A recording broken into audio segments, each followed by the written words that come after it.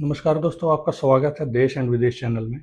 एक पुरानी कहावत है, when goods don't cross borders soldiers will. आज 2025 में ये सच होता दिख रहा है।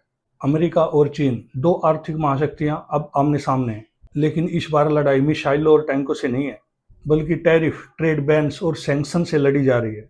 10 अक्टूबर 2025 को डोनाल्ड ट्रंप ने वाशिंगटन डीसी के पोडियम पे खड़े होकर बोला, starting from November 1 we will impose additional 100% tariff on Chinese import.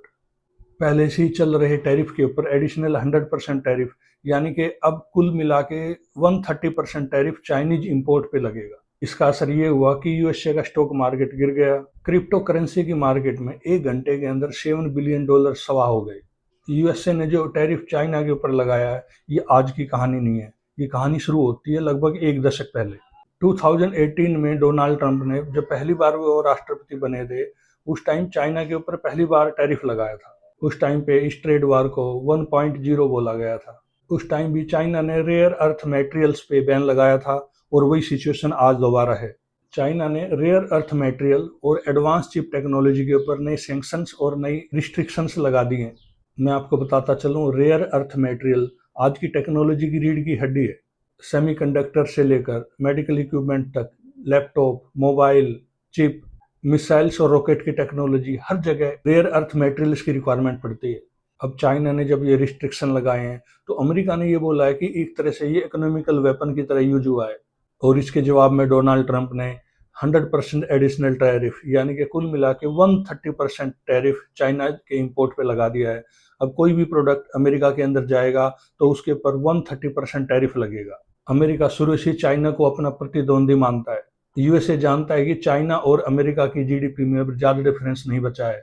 USA की जीडीपी 37 ट्रिलियन डॉलर्स के आसपास है और चाइना की जीडीपी 20 ट्रिलियन डॉलर्स क्रॉस कर चुकी है।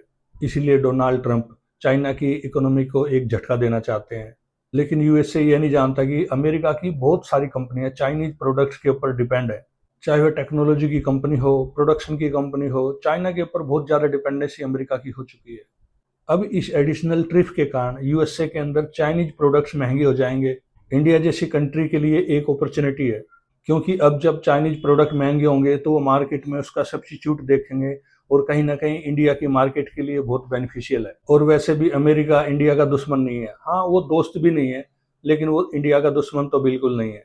और मेरी कैलकुलेशन कहती है कि नवंबर के एंड तक इंडिया और यूएसए के बीच में ट्रेड डील फाइनल हो ही जाएगी, क्योंकि यूएसए भी ये अच्छी तरह जानता है कि अगर उसको चाइना को कंट्रोल करना है तो उसको इंडिया की जरूरत पड़ेगी ही पड़ेगी।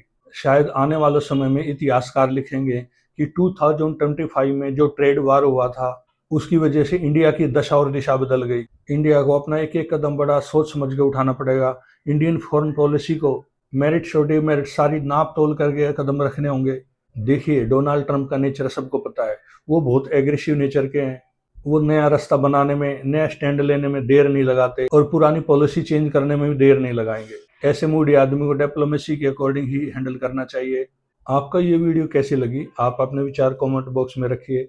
और अगर आपको ये वीडियो इन्फॉर्मेटिव लगी हो, अच्छी लगी हो, तो लाइक कीजिए, शेयर कीजिए और चैनल को सब्सक्राइब जरूर करिए। Thank you very much.